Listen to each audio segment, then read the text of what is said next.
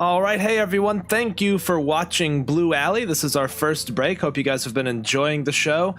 We are certainly enjoying the adventure. And speaking of which, we are joined right now by the author of that adventure, MT Black. And MT, would you say hello? Yeah. Hi, folks. How are you? Awesome. So thank you so much for taking the time to have a chit chat with us over the break here.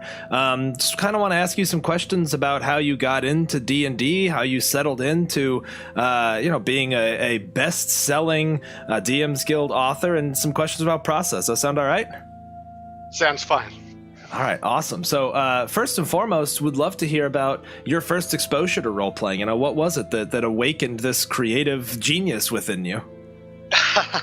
Back when I was probably 9 or 10, I became aware of D&D. That's kind of back in the early to mid 80s when the first D&D boom was happening, and I became aware of it. It was out in the media. It was, there was a little bit there was the ET scene about D&D famously, and I became pretty fascinated with role-playing games and with D&D especially. And so much so, I actually even invented my own role-playing game before I'd played D&D, because I didn't have access to D&D, but the whole concept just sounded amazing to me. Oh, that's awesome. So you heard about it, but hadn't actually experienced it. No, that's right. Yeah, because it was in the media, sometimes for bad reasons. There was a lot of controversy around that time. The Satanic Panic. It was on the ET movie, but there were a few other media things that had it. There was a book in the library about it. And eventually, when I was, I think I was 11 or 12, a kid from school showed me how to play the game, and I was completely hooked. It was the Tom Moldvay basic set was where I started, and Keep on the Board was the very first adventure I played, and I loved it. Yeah. That's awesome. Yeah, what an interesting way to come about it. I actually had a very similar background with miniature war games. I had heard about them, never played one, made up my own rules for it before I ever picked up a rule book. So that's really cool. Yeah. Necessity is the mother of invention. I'm sure you had to get quite creative to figure it out. How far off were you when you actually played D&D? How many things were you like, oh, that was genius? Or were there things where you're like, I figured this out better?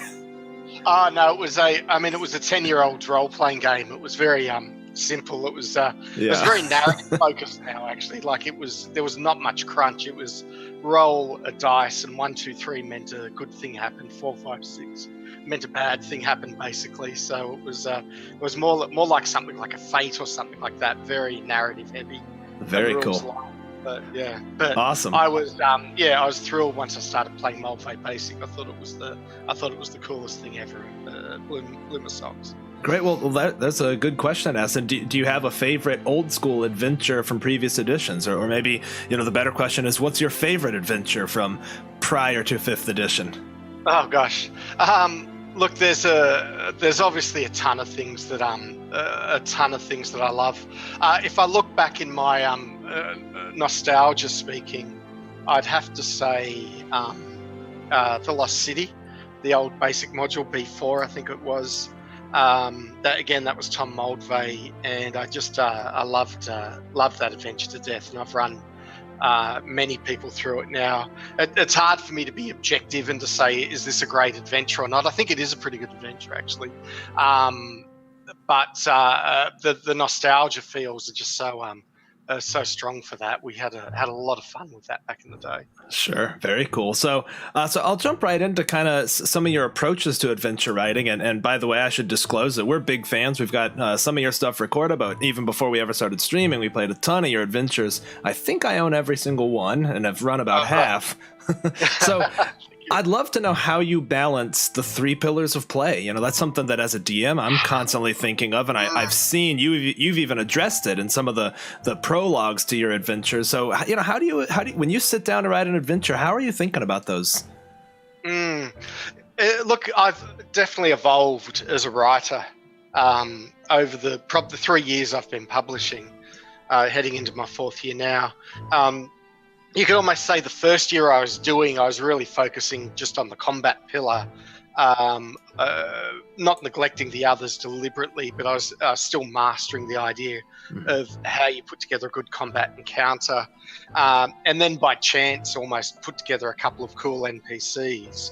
and found that something I enjoyed so much that in the second year that I was writing, I tried to focus a little bit more on creating great characters, especially when I got fantastic feedback, such as people contacting me and saying, "Oh, that character you created, he or she became a member of our party or an important NPC." Yeah, like Jaya, the Giant Slayer for us, our favorite character of yours. Fantastic. Yeah, she is a favourite. I've had some good feedback about her. So second year I was focusing a bit more on that side of things and probably not focusing so much on location. In the third year, this third year that's just gone, I focused a lot in my adventures on this third pillar, on the exploration pillar. And I found that really fascinating. So, and trying to create adventures where a location is interesting aside from whatever fight is happening, or even aside from the interesting person to chat, that there's just interesting things to interact with in that location. So I couldn't say I'm deliberately setting out to balance all of them, but I'm at a stage now where when I'm creating a location, I try to think, well, what makes this location interesting in and of itself, and trying to leave that as almost the foundation of whether the fight that's happening there, or the the social interaction that might be happening there. So I'm still a work in progress there. Well, that's really interesting that you approach them in that order, because to me, that's, I think they sometimes are sort of billed as these three equal pillars, and I think that's actually kind of the hierarchy, right? I mean, 80% of the books, at least the mechanics, cover combat, and then the social interaction is like sort of just intrinsic. But even as a DM, I find the third pillar, locations and exploration, and to be the most challenging, and the most challenging to have people like really sink their teeth into. You're exactly right. Because if you look at the books, the way they're all set up, most of the rules cover combat. That is the vast majority of all the rules. And in terms of social interaction, most of that's assumed to just happen in a very free-flowing and general sense. There's only a very tiny number of rules that really affect the social interaction compared to combat. And I found the same thing. I think exploration is it's a bit anemic in terms of the coverage in the book. It kind of undergirds everything in one respect, but there's not a lot of guidance either in the books or even really anywhere on how do we actually make these locations really, really interesting. And so that's been a fascinating journey for me to have a look at, well, what is it about a room that someone walks into and actually that just engages them in that location. And I've probably a couple of the Guild Adept adventures I've published this year, location was really important. So with the Lich Queen's Begotten, you were going into the astral plane, and I'm like, this has got to feel, for this to really work, the astral plane has got to feel different to a trip down the shops. You've got to feel the alienness of the world. Right. And I worked really hard to try and conjure that actually we are in a different universe now, where the rules are different. And yes. I think I captured that. And Blue Alley, the one that you're playing again, because there's less combat. There's a bit of combat, but there's less combat.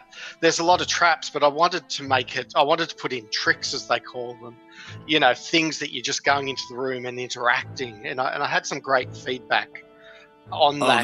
They're so much fun. I don't know where we're at in the adventure right now because this is pre-recorded, but there's so many things that I'm like, oh my gosh, I can't wait for this to happen.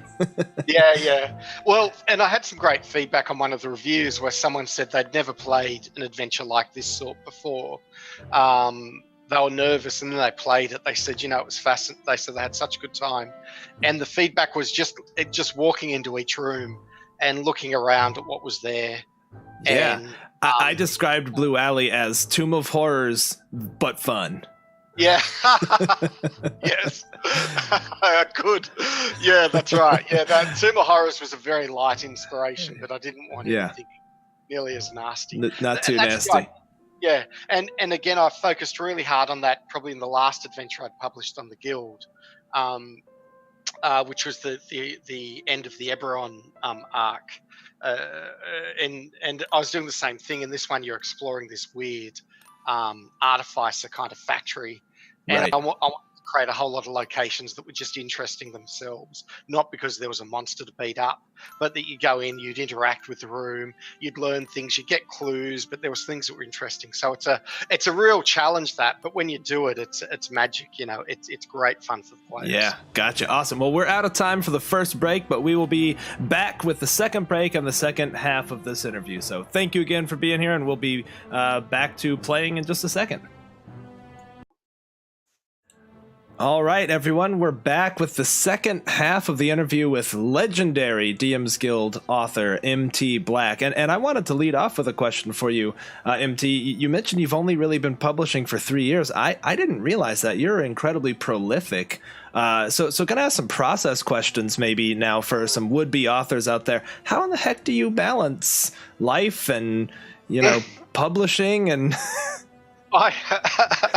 Yeah, I get that question a bit. Look, once I started publishing, I was bitten by the bug pretty hard, and I love writing for publication now. And I get, as my wife will attest, I get fairly antsy and hard to live with if I can't get to the keyboard and do some writing. So it consumes just about every shred of spare time that I have, but I have to write. I really do. I don't think if you don't enjoy the creation process, you could do it as much or as effectively. But it really is a compulsion.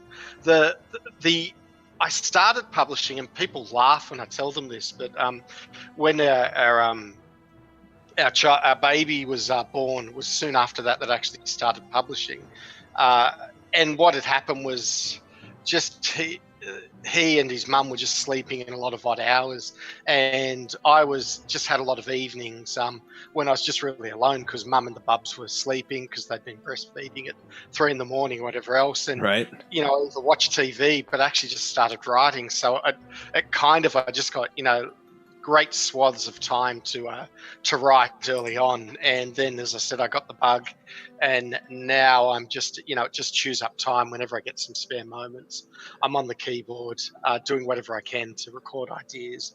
That's awesome. To get some tech.